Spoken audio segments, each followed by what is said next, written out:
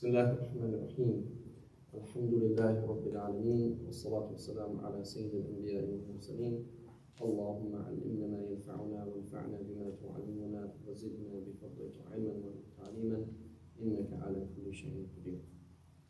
So today we are looking at lessons number 6 of 8 lessons to the power of zero, the rhetorical use of omissions. So what does it mean when we omit something? Something is dropped in language. So again, reminding ourselves, what is the problem? The problem is we don't understand Arabic, we don't understand Arabic properly. There is a huge language gap.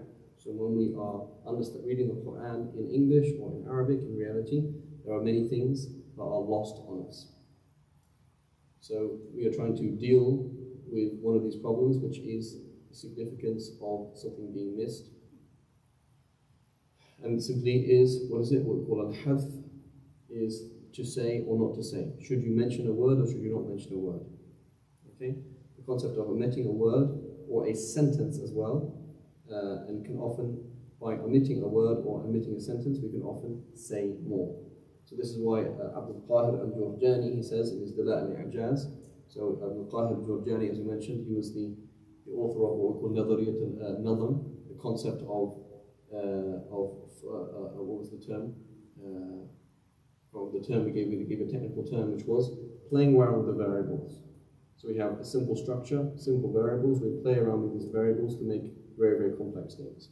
So very simple thing: should I mention a word or should I not mention a word? There is a certain structure I could use, and do I choose to mention that word or do I have to choose not to mention that word? Okay. One of the variables that applies to the code of language. So he says in his Dala'il al-I'jaz, right, so he has 2 significant works of Qahir al-Jurjani. Number 1 is Asrar al-Balagha and the Dala'il al-I'jaz. And he also has an essay, Risala al-Shafiyah, on the concept of I'jaz, the miraculous nature of the Quran. So he says it, referring to omission, dropping words, is a skill that is very hard to apply, subtle to employ, and strange or even magical in nature. You will find that not saying something can be more indicative than saying it, and that not conveying a point can get it across more effectively. Sometimes you find that you master words better by using less words, and that you can give more clarity if you don't actually try and clarify yourself. Right? So this is talking about this concept of saying less, sometimes saying more. So here are just a few reasons. This is in reality 2 different discussions. In Balagh, we talk about hadf, something being dropped. There's something that could be there in the structure and we dropped it. Okay, it's noticeably dropped.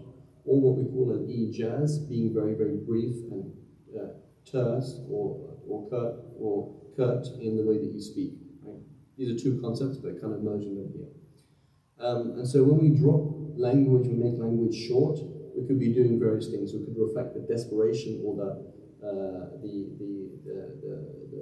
severity of the situation. Like a stop sign, for example. It doesn't say, please stop here because there is danger. Thank you very much for reading the sign. There's not enough time for that. It says, stop. The short, sharp language gives the sense of the desperation, the situation, the seriousness of the context. Generalization. We can sometimes drop details to make something more general, because the more details we add, the more limited it is. Right? We can sometimes use that to tweak the nature of a verb that's specific to when we, for example, we're going to see examples of dropping the object. And also, when we can often drop parts of a sentence to allow the listener themselves to fill in the gaps, like a rhetorical question. Do you think I'm an idiot? So why do you ask a question like that? Because the listener then fills in for you, and it's a more indicative way of doing something. So that's one way of doing things, but sometimes you actually drop the whole sentence and let them fill in the gaps. So here's a good example, right? We call this al-ighra in Nahu, in Arabic language. We say, فَقَالَ لَهُمْ رَسُولُ اللَّهِ نَاقَةَ اللَّهِ وَسُقْيَاهَا. Right? So it translates, so the Messenger of Allah told them, be very careful about the she-camel, the naqa of Allah, that Allah has made sacred, and leave it alone to drink. That's what's being said. Right? That's what's being said. This is a very loose translation. Be very careful about the she-camel of Allah, that Allah has made sacred, and leave it alone to drink. So notice how the language that whole sentence, 1, 2, 3, 4, 5, 6, 7, 8, 9, 10, 11, 12, 13, 14, 15, 16, 17, 18 words, comes in Arabic, ناقة الله وسقياها, which is about 5 words, right? So why were these brief words, why was it used in such a brief way? To show the intensity, right? So you can imagine, you are this prophet, and you've just had this vision, or you've just had this revelation to you, and you're rushing out to these people who you have great concern for, and you're saying, you don't have time to speak, so the words come out of your mouth very quickly. Right? And so here, we can translate it another way, the she-camel of Allah and its drinking. Right? The she-camel of Allah and its drinking. Exclamation mark, exclamation mark, exclamation mark. How does that come across? From the fact that it's so many short words. So what does it say? There's a whole, there are implied words in the background that have been dropped and omitted to reflect the immediacy, the desperation, the adiq and maqam, the fact that it's a very, very desperate scenario. Right? You don't have the time to speak. Fire, fire, right? An-nara, an-nara, right? And so how do we usually do this in Arabic? Because we put it in the mansub state with an implied word, right? Zaydan, Zaydan, which means, watch out for Zayd, he's about to fall off the cliff, right? But the implied word is احفظوا زيدا وامنعوه من الهلاك, or something like that. There's all these implied words, but you drop all those implied words because it would make it too lengthy and it would kill the punch.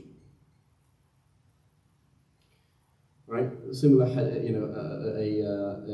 in Pakistan, I think you always hear this hadith. They read it in every single Jummah, I think, in Pakistan. I remember this in England. Allah, Allah fi ashabi, la tattakhiduhum gharadan min ba'di. Right? It's a hadith that's in Tirmidhi and in Hakim as well, which is Allah, Allah fi ashabi. So what does that mean? It means fear Allah, fear Allah. Literally, Allah, Allah. Right? That's literally what's happening. Allah, Allah concerning my companions. And so notice, in Arabic, we drop the word fear because there's not even enough time to say fear. You just have to say Allah, Allah, right? In this thing. Dropped.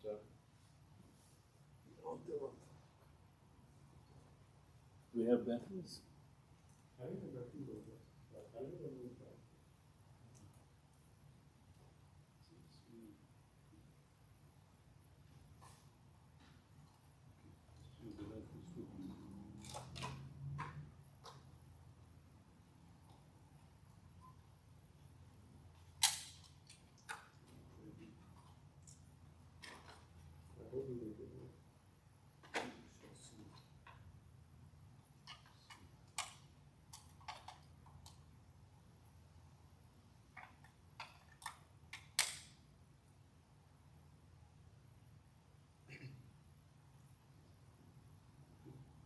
One. Okay.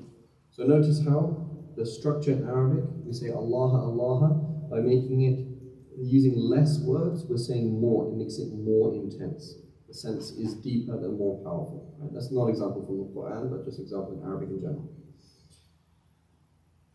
So we mentioned we shorten the words to reflect the desperation of the scenario, and that's something that's used as well in. It's a similar-ish kind of thing in English literature. It's called stickamithia. Stickamithia is when you use short, sharp sentences to create tenseness in the scenario. So he walked into the room. He looked to the right, full stop. He looked to the left, full stop. The frequent full stops give you this sense that there's no flow, and you're continually tense. So it creates that tension in the reader, and you pick up the tenseness of the situation. It's a similar kind of thing. Okay. So other things by dropping something, we're going to generalize, right? For example, Wallahu yad'u ila dar salam, right? And Allah it is who invites to the abode of peace, right? Capital O-A, capital P, i.e. Jannah, right? And so, who does he invite? So by dropping the word who, he didn't say he invites people, or invites us, or invites Muslims or non-Muslims, just dropped it. By dropping that, he made it general, right? What do you do at 2 o'clock? Oh, I usually have lunch. Or where do you have lunch? Different places. You've generalized it by not qualifying it. You've generalized it, and that's a normal thing, right? By putting less qualifications, it makes it more general. Right? That's a kind of a normal thing that happens. So again, by dropping, we've said the word everyone implicitly by dropping, by not qualifying. Right? He invites people in general. So we can reflect desperation. We can generalize. We can also tweak the sense of a verb. Right? So we can have a verb that is usually used in what? In a transitive sense. What does transitive mean? It means a verb that has an object. Right? I saw, him. I ate, it. Right? As opposed to I eat. What time do you usually eat? I mean, I do this thing called eating. Right? So there is I eat this and I eat that, and then there is I just do the thing called eating, meaning like having lunch. Right? Or in English, for example, the word to drink. Oh, what would you like to drink? I would like to drink this, I would like to drink to that. Oh, I don't drink, I'm a Muslim. Meaning I don't drink alcohol. I don't do this thing called drinking alcohol. So you can shift, by removing the qualification, you can shift the sense of the verb. Right? Like the joke in English you say, what is it? I think, you say, yeah, don't. Like, stop thinking. Stop doing this thing called thinking. So the person is saying, I think X and I think Y. They're going to mention an object of their thinking process. And then the joke is that you flip the sense of the verb and you change it into something that is a verb of just doing it. Don't do that thing called thinking. Right? So there's many examples of that in the Quran. So Allah subhanahu wa ta'ala mentions, وَمَا يَخْدَعُونَ إِلَّا أَنفُسَهُمْ وَمَا يَشْعُرُونَ. Right? And they are only plotting against themselves, but they don't sense. So they don't sense what? They don't sense that they're doing that. They don't sense Allah doing that to them. They don't sense us. They don't sense, what is it they don't sense? So the object has been dropped. What is the effect of dropping this object? The effect of dropping this object is what? They don't do this thing called sensing. Right? So here you've shifted the verb from ma yash'urun, they're not sensing this thing, into they don't do this thing called sensing. They are incapable of sensing. They are not sensors. Right?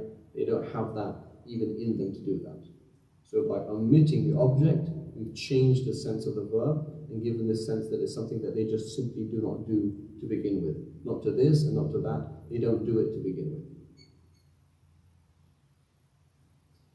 أَلَا إِنَّهُمْ هُمُ السُّفَهَاءُ وَلَكِنْ لَا يَعْلَمُونَ. Exactly the same thing. Right? Allah subhanahu wa ta'ala says, rather it is actually only they who are the true fools, but they do not know. Right? They don't know what? Well, they don't know that they're the real fools. They don't know that this is the case. They don't know what's happening. No, they don't do this thing called knowing. There's this thing called knowing. They just don't do that full stop. Right? It's just not something that they don't even do full stop. Okay, so by omitting the object, we give the sense that what? That it is something that is simply, this process is not done, as opposed to what is it done to. Similar example, وَأَنَّهُ هُوَ أَغْنَى وَأَقْنَى. Right? And that he is the only one who has made rich and made poor. Right? And so what does it mean here? It doesn't mean he made us poor or them poor. It means that process. He is the one who does that process of making poor. He's the one that does that process of making rich. Right? So this is changing of dropping the object, dropping what would normally be there in the sentence. We change the sense of the verb and give a different meaning completely. هو الذي يحيي ويميت. So ahya has an object. Allah subhanahu wa ta'ala gave life to so-and-so. Allah subhanahu wa ta'ala gave death to so-and-so. It has an object. By dropping that object, هو الذي, for example, يحيي الموتى هو الذي يميت الأحياء. By dropping that object completely and just saying, he is the one that gives life and gives death, meaning he is the one who does that process. There's a thing called giving life. That's the one Allah does that. Right? And again, if you put the object in, if you said, for example, he is the one that gives life to everybody, then it has a completely different sense. The verb has a different sense to begin with. Right? So by dropping the object, you tweak the sense of the whole verb. Okay. So he is the only one who does this thing called life-giving and death-giving. That's what we've changed by dropping the object. We've changed the sense of the verb. Okay, so we said reflect the desperation. We said it can either generalize, right? Or we can tweak the sense of the verb by dropping it. We change the whole sense of the verb. We can also allow the listener to fill in the gaps. So we're going to leave something blank. We're going to drop something, and that will make the listener have to fill in the blanks. So Allah subhanahu wa ta'ala mentions, for example, and this is many examples of this in the Quran, particularly with the conditional sentence, where Allah subhanahu wa ta'ala starts off and says, when X happens, and when Y happens, and when this, and when this, and when this, and when this, and when this, and you are waiting for a response, what will happen when that happens? And there is nothing. There is just no response. So Allah subhanahu wa ta'ala says, إِذَا وَقَعَتِ الْوَاقِعَةُ لَيْسَ لِوَقَعَتِهَا كَاذِبَةٌ خَافِضَةٌ رَافِعَةٌ إِذَا رُجَّتِ الْأَرْضُ رَجًّا وَبُسَّتِ الْجِبَالُ بَسًّا فَكَانَتْ هَبَاءً مُنبَثًّا وَكُنْتُمْ أَزْوَاجًا ثَلَاثًا. And you're waiting for the response. What is the response? What will happen? So it says, when the event that waqi'ah happens, there will be no hesitation in it. So when you say kadhiba, what does kadhiba mean? It can mean kadhiba kalimatun kadhiba. It could be like you say, وَلَا يَخَافُونَ لَوْمَةَ لَائِمٍ. Loma is a blaming word. Kadhiba can mean a lying word. There can be nobody who's going to deny this, right? But also kadhiba also means to hesitate. See, ضَرَبْتُهُ وَلَمْ أُكَذِّبْ means I struck him, I didn't hesitate, right? I didn't hesitate. So it says when the event happens, the waqi'ah happens, there will be no hesitation in it or no denying of it. Lowering and raising. When the earth is completely shaken, when the mountains completely pulverized, such that there will be mere dust in the air. That's called haba. Haba is the dust that you can only see because of the light that's shining on it. If you walked to a different side of it, you couldn't see it. That's called haba. And you will be three groups, i.e. what will happen when this is the case? When this huge thing happens, and when the earth is completely shaken, and when the mountains are pulverized, and when you are in three groups, what will happen? Dot, dot, dot. I.e. you go figure, find out for yourself what on earth is going to happen when that's the case. The jawab al-shart, the response, is simply not there. Right? And so you have to fill in the gaps. Right? I.e. when all these terrible things happen, you can only imagine how serious things will be. Right? And so by dropping it and letting you, the listener, fill in the gaps, it gives a sense of tahweel, of terror, right?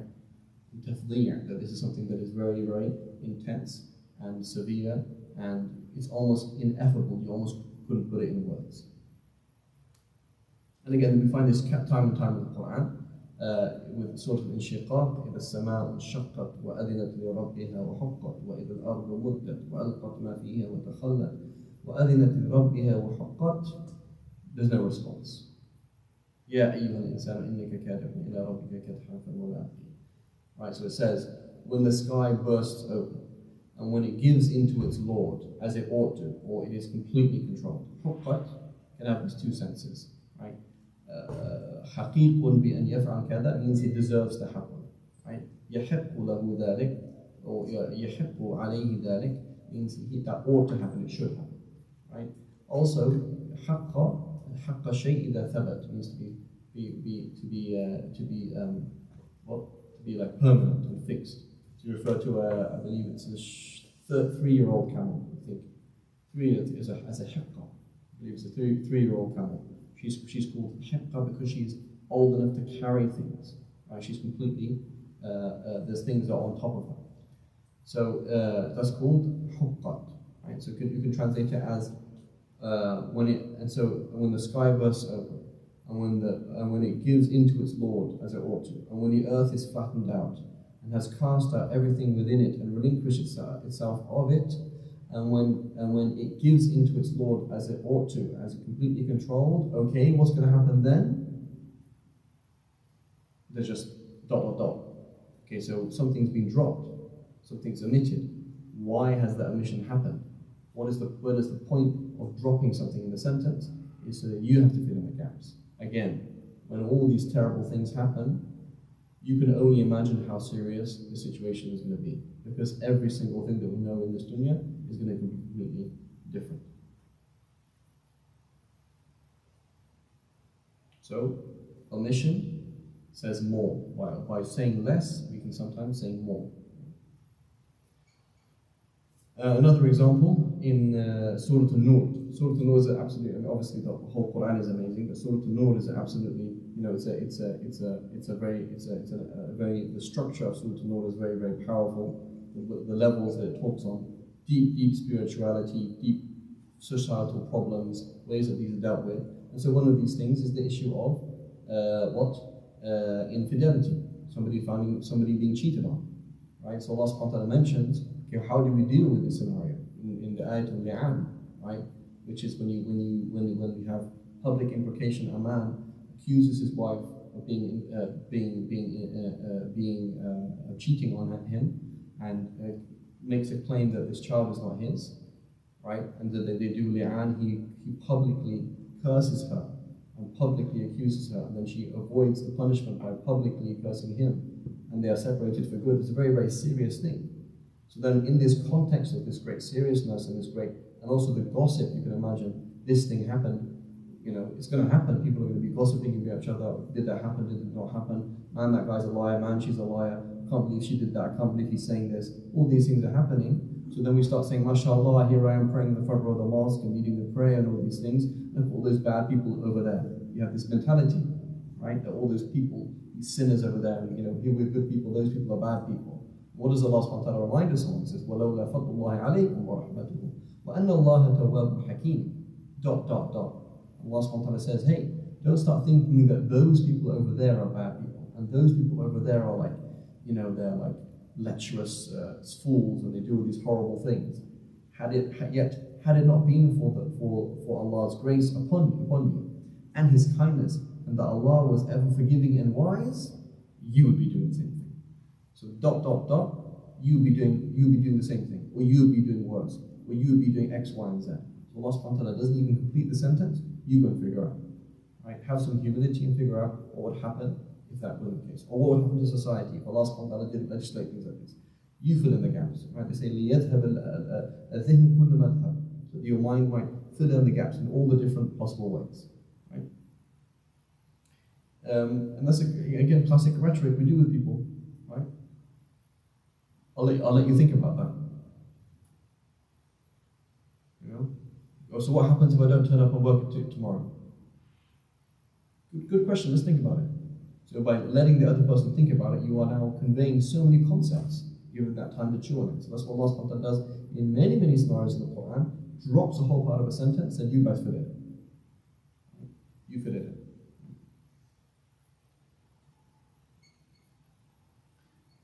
So yet, had it not been for Allah's grace upon you, His kindness, and that Allah was ever forgiving and wise, you could only imagine what would happen. Okay. And then we have the flip side. So we said we've dealt with dropping things. What happens when we drop things? So a word is dropped and you change the shape of the verb. You drop it and it becomes more general. You drop it and what else? We said it was more serious. There's less words, so it hits stronger, right? What's the flip side? What if I say more? Right? What if I end up saying more, right? And so this is again a whole discussion in Balagha. We're talking about what's called a dhikr. Why do you mention something? A dhikr. Or we call it an itnab. Why did you prolong? Why did you go for such a long time? Why did you say, for example, ihdina as-sirat al-mustaqim, and then sirat alladhina an'amta alayhim, ghayri maghdubi alayhim wa la-dhalin? Why did you explain it such a long way? Why didn't you just say ihdina as-sirat al-mustaqim? Right? When do you prolong a sentence? When do you shorten a sentence? This is the topic what's called al-ijaz and itnab, right? Extending a whole point or shortening a point. So the reality part of a bigger thing. But I just want to mention one particular device that's found in the Quran, which is what's called mentioning something when it would normally be referred to by a pronoun. It's called al-izhar fi mawdi' al-idmar. Right? Al-izhar fi mawdi' al-idmar. Izhar means using a normal noun, like Asad, like Zayd. Idmar means using a pronoun. Right? So for example, وَبِالْحَقِّ أَنزَلْنَاهُ وَبِالْحَقِّ نَزَلَ. Right? So here it says, and in truth we have sent it down, and in truth it has come down. So why do you have to mention truth twice? You would normally say, وَبِالْحَقِّ أَنزَلْنَاهُ وَبِهِ نَزَلَ. Normally you would say, in truth it has come down, or have we sent it down, and with it has it come down. Because you've already mentioned something. When you mention something, you mention again, you refer to it by the pronoun. Zayd came and gave salams to me, and he was very happy. And he had just seen his brother. You don't say, Zayd gave salams to me, and Zayd was very happy, and Zayd. You don't do that. Right? So here, when we repeat a word again and again, there's a particular rhetorical point. So it's the opposite of omission. You are putting words in that don't necessarily have to be there, but to be very, very specific and very, very clear. Right? So, وَبِالْحَقِّ أَنزَلْنَاهُ وَبِالْحَقِّ نَزَلَ. Another example, قُلْ هُوَ اللَّهُ أَحَدٌ اللَّهُ الصَّمَدُ. Right? Say, Allah is one. Allah is the ultimate thing that everything returns back to. Okay, why do you have to say Allah twice? Normally we say, قُلْ هُوَ اللَّهُ أَحَدٌ هُوَ الصَّمَدُ. Right? Clearly here we're doing the opposite. It's the opposite. Instead of focusing on taking away from the focus, it's zooming in on it and emphasizing it by mentioning the thing twice, right? As opposed to using a pronoun. Again, it's something we see in the Quran again and again and again. Al-Qari'a ma al-Qari'a wa ma adraka ma al-Qari'a. We normally say Al-Qari'a ma hi. Right? Right? Zayd shumalu. Right? That's what we're saying. What's this to you? You're saying Zayd shumal Zayd. You don't say that. Right? You don't say Al-Qari'a. You say Al-Qari'a, the smashing thing. Right? This is called Qara'a. Qara'atul bab. I knocked on the door, that smashing thing. Qari'at al-tariq is a place where everybody walks. They keep smashing down, right? And so, al-qari'ah, the smashing thing. What is the smashing thing? You don't usually say that. You say, al-qari'ah ma hi, what is it? And what will convey to you what it is. Notice it's mentioned 3 times. Right? Mentioned 3 times. Al-qari'ah, that smashing thing. What is that smashing thing? And what could possibly finally put it in your head, what is that smashing thing? So here we see the opposite of omission. It's being mentioned very clearly 3 times, and obviously you can see the rhetorical effect there. Makes it very, very powerful. Another example, فَبَدَّلَ الَّذِينَ ظَلَمُوا قَوْلًا غَيْرَ الَّذِي قِيلَ لَهُمْ فَأَنزَلْنَا عَلَى الَّذِينَ ظَلَمُوا رِجْزًا مِنَ السَّمَاءِ بِمَا كَانُوا يَفْسُقُونَ. So we would normally say the following. But those, either Bani Israel, when they were told to enter the promised land, they were told, go and enter, right? Right? Go into the door, prostrate. They changed it, and they did other than what they were told to do. It says, but those who did wrong, okay, we know who those are now, those who did wrong, changed it into a word that was not said to them. They changed what was told, what they were supposed to say, they were supposed to say, oh Allah, forgive us, and they changed it to something else. So we sent down a punishment upon them. That's how we normally say. Those who did wrong, they are bad people. Those who did wrong, Allah punished them. Because they used to continue to do foul deeds. What do we find in the Quran? It doesn't say that. Instead of saying them, it says, but those who did wrong changed it into a word that was not sent to them. So we sent down a punishment upon those who did wrong. Notice? So that's not supposed to happen normally. You don't do that. The person who was late, how would you say that in English? I'm trying to think, how would you even phrase? I can't even phrase it. So it sounds like it's almost like somebody else. Allah subhanahu wa ta'ala, instead of using the pronoun, Allah puts a clear explanation of who they are to reiterate and explain why that happened. Right? I.e., those who did wrong, this happened to them because they did wrong. It's very clear that they did wrong. And so this is used in place of the word them. So you should say فَأَنزَلْنَا عَلَيْهِمْ رِجْزًا. It doesn't say that, it says فَأَنزَلْنَا عَلَى الَّذِينَ ظَلَمُوا. It's repeated, and instead of being omitted, it's repeated to emphasize this thing again. It's the opposite of omission. It is mentioning something very, very clearly, again, even though it's already understood. من كان عدوا لله وملائكته ورسله وجبريل وميكال فإن الله عدو للكافرين. Whoever is an enemy of Allah and His angels and His messengers and Gabriel and Michael, then indeed Allah is their enemy. That's how we normally say it. Whoever is an enemy of me, then I'm his enemy. Whoever doesn't like Afghani food, then I don't like him. You don't say whoever doesn't like Afghani food, then I don't like people who don't like Afghani food. You don't say that. Why would you say that? That's for a very particular rhetorical effect. Allah subhanahu wa ta'ala doesn't say Allah is their enemy. Allah subhanahu wa ta'ala says, whoever is an enemy of Allah and His angels and His messengers, and Gabriel, and Michael, then indeed Allah is the enemy of the disbelievers. So the word disbelievers is put in the word them to show because. So because they disbelieved by taking Allah as the enemy, and because they disbelieved by taking His angels and messengers, and particularly Sayyidina Jibreel and particularly Mikael as their enemies. Right? So this is what's called al-idhar fi mawdi' al-idmar, putting a clear word in the place where you'd imagine a pronoun should be.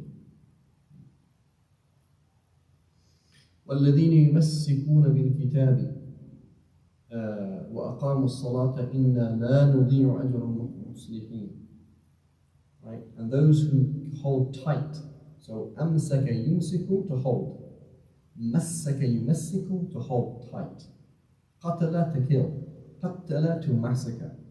Right? قَطَعَ, to cut. قَطَعَ, to cut into little pieces. كَسَرَ, to break. كَسَرَ, to break into little pieces. So فَعَلَ is used for intensity sometimes. Sometimes it's used to cause something, right? But it's often used for intensity. So, وَالَّذِينَ يُمَسِّكُونَ بِالْكِتَابِ, those who diligently and carefully hold tight to the book. So when we say kitab, what does it mean? Kitab Allahi alaykum, it could mean see well to Allah's book. It can also, kitab Allah can also mean the qanoon of Allah. Right? فِيهِ كُتُبٌ قَيِّمَةٌ فِيهِ قَوَانِينَ قَيِّمَةٌ. Right? In Surah Bayyinah, right? In the Quran there are kutub. What are these books? These kutub are laws and rules. Right? So kutub can mean, kitab can mean a book, and it can also mean a law. Right? What was it like? One of the Sahaba said, came to the Prophet ﷺ and said, "I've committed zina. Apply the book of Allah to me." Well, in the book of Allah, it doesn't apply. It doesn't mention explicitly. Doesn't mention the death penalty for zina. So what does that mean? Kitab Allah, it means hukm Allah. I apply the hukm of Allah to me. And those who keep holding tight to the book, law, and solidly established a prayer. So notice again here, this is something we saw 2 lessons back. And again, I didn't even intentionally pick this one out. يُمَسِّكُونَ وَأَقَامُوا الصَّلَاةِ. Sudden shift from what? Present tense, يُمَسِّكُونَ, those who are holding tight, and then suddenly to the past tense. Why did it suddenly change? That's ajib, that's odd. Why did it suddenly change? I didn't look for this. Again, every single, I think I mentioned in the lesson, just open the Quran, you're going to find that every single page almost. The shift from past, present, past, present, past, present. That means we're not talking about time, we're talking about those who this thing happens from them on a regular basis, and from them about whom it is a fact and a done and dusted thing that they established the prayer. Right? So it says what? So those who solidly established the prayer, such that they die doing so. Where did they get that from? From the fact that it was a past tense verb. So they added to embellish it, to kind of show that feeling. It was past tense, done and dusted. These are people, these are, the guy's, it's solved, it's a done thing, done deal, right? So it says, those who keep holding tight to the book, i.e. the law, and solidly establish the prayer, such that they die doing so, never will we let their reward come to nothing. That's what you'd imagine. You should say their reward. Their, referring to those people. Right? What does Allah subhanahu wa ta'ala say? Never will we let the reward of those who make things right come to nothing. Okay, well, what's that got to do with these people? These people are those people. Allah subhanahu wa ta'ala has replaced a word that should refer to them with a pronoun, they or their or them, and put in it al-muslihin in their place. Right? So this is al-idhar fi mawdi' al-mad, putting a normal word in the place where we're supposed to have a pronoun. So we've had reflecting desperation to generalize, tweak the sense of a verb, and to allow the listener to fill in the blanks. Right? And we mentioned that as well. So that is all we have. Maybe we can go back to the beginning, because I think some people just joined. Is that okay? I have a question. You have a question? Yeah, so in Surah Kahf, the story of Prophet Musa and Khidr, Khidr's response becomes longer every time, right? So under which category would that be? So that's so here this is something. So this is something that we mentioned, we touched upon, right? I think we touched upon it. We mentioned it in the last lesson the week before about Zarkashi mentioning different ulum that needed to be researched more. So one of the fresh material to be looked at is psycholinguistics. So what's happening to this person, right? When I'm very confident, for example, I'm having a business deal with Ahmad, and I walk in, and I'm like, okay, let's see your stuff. I'm not going to use much language. I'm going to speak briefly. He doesn't know where I am. Do I know the industry? Do I not? He's talking brief. I don't use that much language because I'm very confident. Okay. After the second meeting, when he realizes I don't know anything, I'm trying to explain myself and I'm trying to joke and do these things. He's using less words. I'm using lots of words. So notice that when you start using lots of words, it's a sign of you as a weakness. Right? He's talking too much and you're trying to that's what's happening. So Sayyidina Musa, that he's like, in the beginning, yeah, I'm a prophet. This is a righteous person, a simple job. I'm going to go and follow him and attain the thing. As the language, as his relationship becomes more flaky, and it's like, hang on a minute, this doesn't make sense. He has to explain more. He has to do this and has to do that. It's like, what's happening? Right? And so this kind of thing, this is fresh material that needs to be researched properly. Again, an answer like that, just off the top of my head, it's fine. But to really take things apart, and you're going to see it, then the character of Musa in different things. Look at Musa, the angry prophet, in different scenarios. Musa, the sad prophet. Musa, the person who trusted Allah. Look at his language in different surahs, what's being said. And there are differences. And there are different senses, and it's very important. And so, so something like that is again fresh material that needs to be researched properly, not just as a kind of point like that, but fresh material. And again, this is another point is, if we look at particularly our late works, right? So if you go to the Middle East today, they won't study late works. Anything that's post. This, for example, I remember one of my courses, Introduction to Rhetoric, right? My lecturer, mashallah, he studied at Oxford. He was very great. He's very good. He's very old. He was probably his last year of lecturing. He says, don't bother with the late works. Anything over the last 500 years, it was called Asr al-Inhitat, the period of doing nothing. So in reality, what you find is there's a lot happening in the last 500 years. But because the language is very much philosophical and uses a lot of jargon, they don't like to read it. So it's deemed as useless. So again, if you look at these works, you're going to find a lot of these things, where they do touch upon these things. They are dealt with. So chances are, there's two things that have to be done. Number one, proper digging, and number two, dealing with the fresh material, because there is a lot of fresh material. Any question? No, you actually answered it. I just thought. So what was your question? The idea that with this question, I want to follow up saying that is this the idea of knowledge that is immature yet not firm? Yeah, it is to some extent. Yeah. Immature. That is neither. What is it? علم. It's either ما نضج وما احترق. Right. Neither did it mature nor did it burn out. Right. It's still fresh things to be researched. I was looking through that quote for a second. Yeah. And so we also mentioned a book. It's called. I remember the book. There's an important book. To understand again the Muslim world as we are now, and specifically academia, which is called.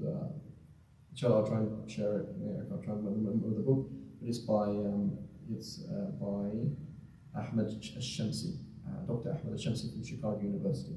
He talks about books that were printed in the 20th century and why they were printed, where did they come from, and how they changed academia in the Middle East, and also, ultimately in the Muslim world, and the kind of thoughts and ideas that we think about now, and why they're so different to, let's say, 100 years ago. Right?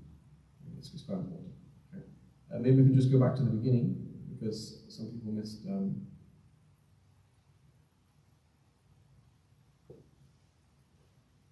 Unless anybody has any other questions from any other surahs. I'm not a walking, unlike one of my teachers, Mawla, who is a walking encyclopedia. I'm not a walking encyclopedia.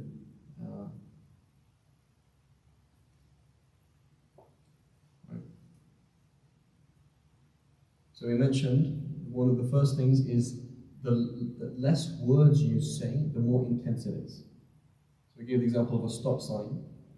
If it says, attention, please stop here because there is a danger of you crashing into other cars.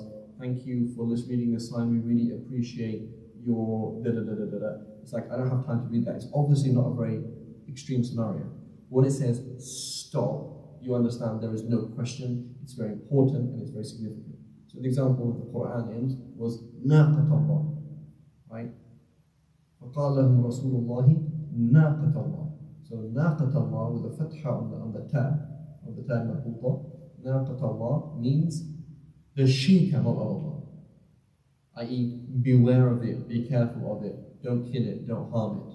All of those words are implied, and it's just in one word, ناقة الله. Putting the fatha there, it just tells you, be careful of this thing, watch out. Right? And so we give that example of, instead of saying something like, be careful about the she-camel that Allah has made sacred and leave it alone to drink, it just says, the she-camel of Allah and its drinking. By making it brief, it's stronger. So by dropping words, you make the whole thing more intense. Right? An-nara, that's the example that we gave as well, was fire. Right? So you can imagine if you lived 1,300 years ago in Baghdad, and there was a fire in Baghdad, you would be running down the street and you'd say, An-naru, and everybody would turn around and say, what are you talking about? It's An-nara. It has a fatha on it and not a dhamma, right? Because that's what shows the intensity and not the dhamma. Right? So it's a kind of a farid and imagine. Okay, an example that comes in the hadith, Allah fi ashabi. Right? So when you say Allah, that means be careful of Allah, watch out for Allah, fear Allah concerning the Sahaba. Allah. Right? So by putting the fatha on there, it gives a sense that something's omitted, and the omission gives the strength and the fear that's involved. Right? So the less you say, the more powerful it is. Right? As opposed to saying, Allah subhanahu wa ta'ala has sent me as a prophet and honored me and has honored the people that helped me, and of the people that don't help me are the Ansar and the Muhajirin, so therefore do not say bad things about them, and don't do this, and don't do this, and don't do this. It doesn't have the same punch. Right? It doesn't have the same punch. As opposed to Allah, ashab.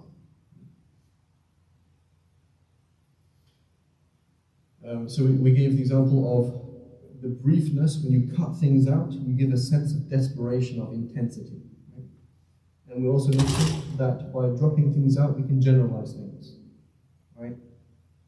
So the example of Wallahu yad'u ila dar salam. Allah subhanahu wa ta'ala is He who invites to the abode of peace. He's the one who invites people to go to paradise. Who does He invite? It doesn't say who He invites. It says Allah is He who invites. Well, who does He invite?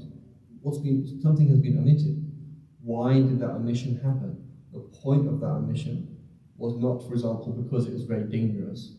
It was not because we want to change the meaning of the verb, but rather it gives the sense that He invites everybody. Right? He invites everybody, right? And so when you don't qualify, you don't limit it, then it gives this general sense, right? And this is not particularly rhetorically strong. It's just a device that we do, as I mentioned, right? So i.e. everybody. Okay, so we mentioned reflecting desperation, generalization, and then tweaking the sense. Did everybody hear this one about? We heard this one, right? So maybe we can stop here, inshallah. Tweaking the sense of the other question. One more lesson left. Three more lessons. This is 2 more lessons. So next week and the week after. Right. Starting at 9. Inshallah.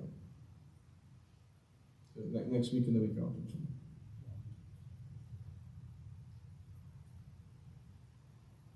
Right, any other questions or queries, anything? See if anybody's on Zoom. I'm not sure if anyone's on Zoom. Imagine of doing any other courses. Am I still? I wasn't even in. I think I got kicked out maybe. Any other courses? Inshallah, we'll see. Inshallah, kidnapping scholars is a good idea. You can always lock them in the mosque and force them to do it at the gap. So we'll try that. Assalamu alaikum. One of the most important things we have to do in our communities is think about not how we can bring scholars, is how we can make scholars. Right? That's the most important thing. How can we plan? It's nice to have a lesson like this, but it's better to try and think, maybe get together on every Tuesday and think how can we make sure that, for example, we have Arabic classes. How can we make sure people are studying and taking the Arabic classes? How can we make sure that in 5 years, 10 years, 20 years, we're not looking for imams for Eid. We have 10 imams, you know. Someone like Sean, for example, inshallah, and others will be, you know, we need to think how can we facilitate their education so that they can finish their education, do things like that, right? His brother Amin and others, for example, right? We need to have not just 1, 2, 3. You need to have 10 people, right? Because if you work on 10 people, one of them is going to be okay, right? One of them is going to be useful. You're going to be able to do something. But if you're working on 2, then you're going to have what's 1/10 of 2, right? You've got 20%, and so. سبحان الله وبحمدك أشهد أن لا إله إلا أنت أستغفرك وأتوب